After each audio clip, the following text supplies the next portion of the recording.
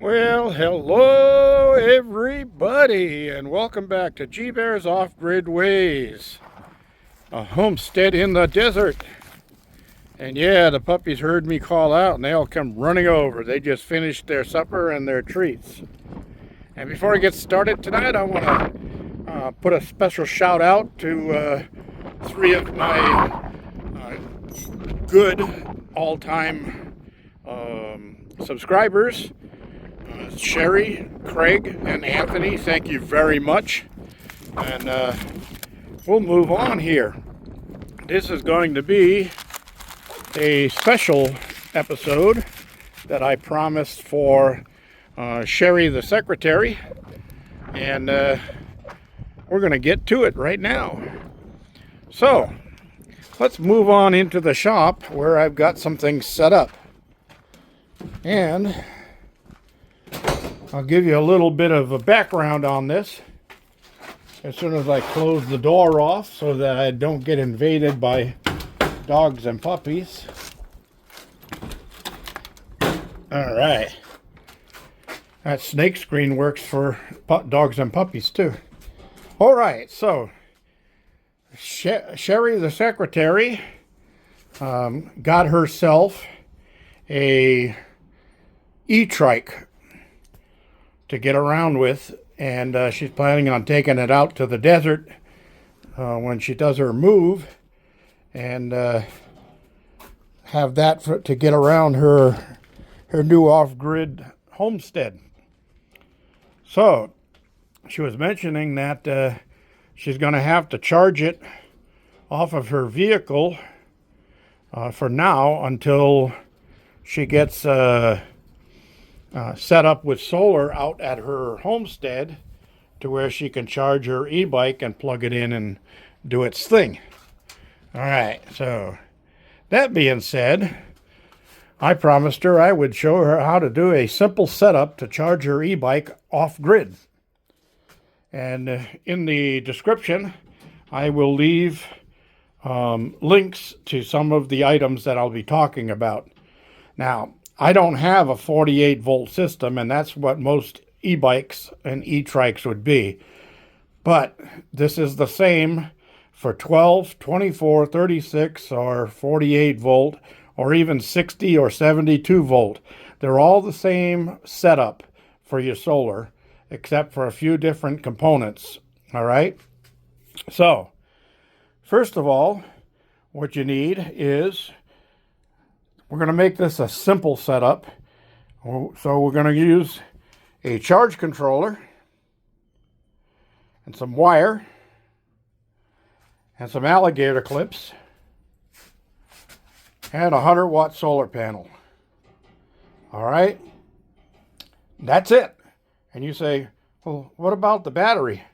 Well, you have a battery. It's the e-bike battery. That's what you're going to be charging. So you're going to use that as the battery pack, or the battery bank, if you will, for your solar setup. Now all you need is a solar panel to put power in to a solar controller, and then the solar controller will convert the electricity down to the charge voltage you need for charging your battery. All right? So, this one is a POW keeper, and this was a gift from one of my followers. But inside, when you take the cover off, you're going to have some places to make connections for solar, battery, and the light bulb is for accessories. Okay, so that's going to give you a 12 volt output at that point for accessories. Now, the controller that you buy, it makes a difference on the controller, is you see on the side this has a label, and this one says rated voltage 12 or 24 volts.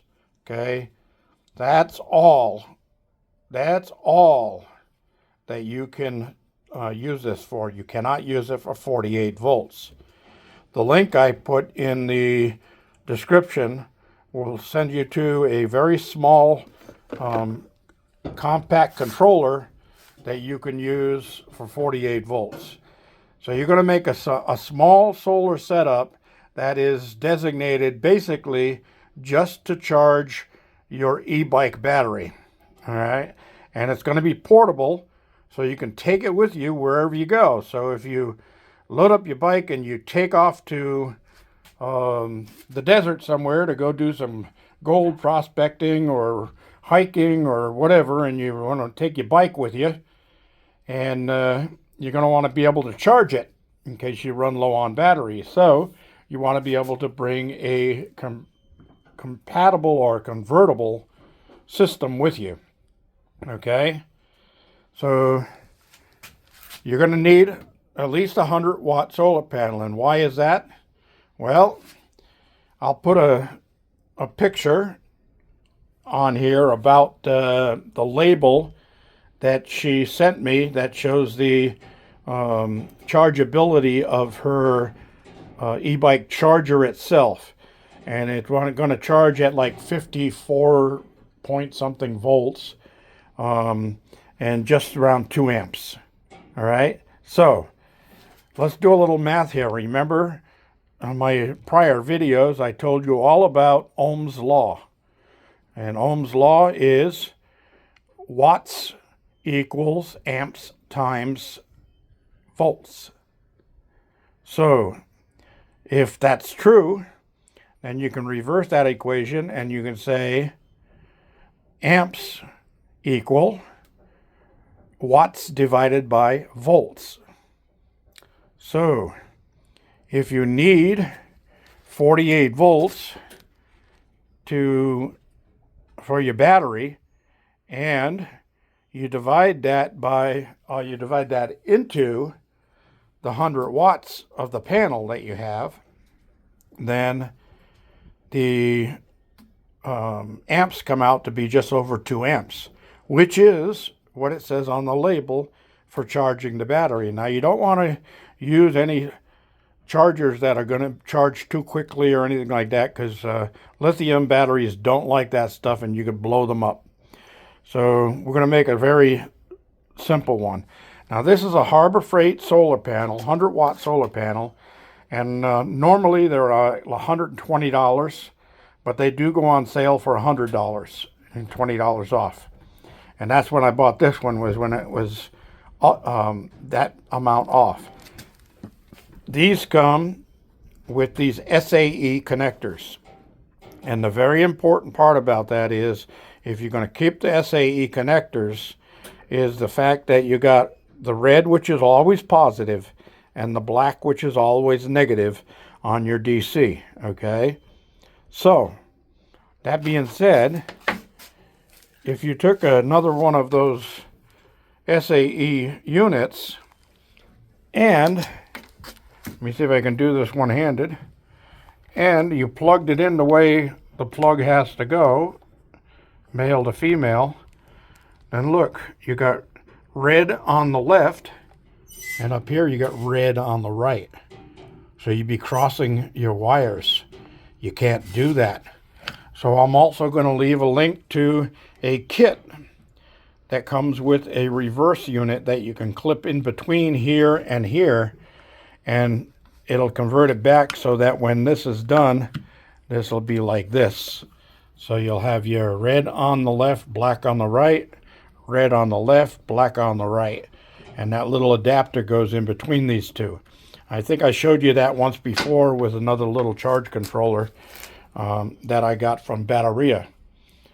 And these are very simple things. They're not going to take a lot for you to learn. Now, I'll also leave a link for being able to buy these alligator clips, and it's going to be a complete kit of alligator clips. It comes with all different sizes. It'll have like this little size alligator clip, and it'll have some of these big ones like this, and it'll have some of the claw type in between there. And you'll have enough so that there's be extras. So down the line, if one rusts or corrodes, you can always change it out and refresh your unit. And they're pretty easy. You pull the plastic off, slide it over the wire, and then there's a place in here where you can crimp or solder them into place. All right, that's that easy. There's no real big deal about it. So for right now, I'm going to shut off this old Harbor Freight solar controller, and we're going to disconnect the wiring. Now that's one thing that you want to make sure. You're not going to ever do your connections hot under load, okay? So on these, there's a switch where you can shut them off. On these, there's not. So on this one here, we're going to take the battery, which is the two in the center here, and that's this and this one. Oh, I lost my connector here. I'll have to crimp that on better on the negative side, but for right now, I'm going to show you what we do here. So we're going to take this controller and clip the positive on. And it really doesn't matter if you click the positive on first or the negative. Most people will say, oh, do the negative first. Okay, so let's get down here so we can see the gauge. And we're going to make our connection. And you see the unit comes on, says 12 volts. And then it's going to go to its setup. Okay, so the battery's got 13.2 volts in it. And there's no charge coming in at the top, but it's showing that the battery is only being read. You always connect your solar charge controller to the battery first, okay? And you disconnect it last. And the reason for that is this is 12 or 24 volts. And you need to tell the controller what your voltage of your battery is so that it sets up for that voltage. Now, this connected like I just had it will not charge a 24 volt system. It'll only charge a 12 volt system. So that's what the controller does. It determines your proper voltage, that your requirement, and then you go from there. All right? So it's that simple. Now, the other two wires here that say solar, that's these two, the really long ones. I put those on there so that I could go all the way over to wherever I set my solar panel up. Now, this little Harbor Freight 100-watt solar panel is nice because it comes with its own little legs. And for a portable system, you can just lower these legs out like this, and then you can set this on the ground, and it's all set up to go in the decent angle. You point it towards the sun, and you're ready to charge your battery. Okay, so the battery you would actually have is the one that's in your e-bike. Now, for safety's sake, those usually can be taken out very easily, and depending on what type of connectors you have on there would be what type of connectors you would need on your wires that go to the battery. Okay, alligator clips may not do it. You may have to use a spade clip or a bolt-on clip, like a bolt-on like this one.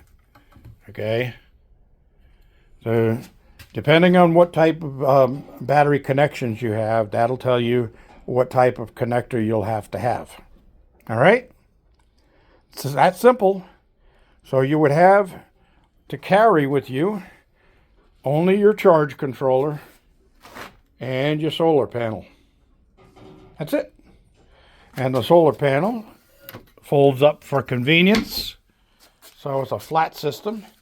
And it's not that big. I have a tape measure here, and it is 27 inches wide and 37 inches tall.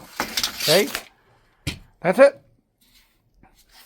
Now the little unit I'm going to put will handle any voltage, and it's designed specifically for Li-ion batteries with a lithium-ion battery. Now that's not LiPo battery. The LiPo's LifePo, L-I-F-E-P-O, Those are lithium iron. The Fe stands for iron.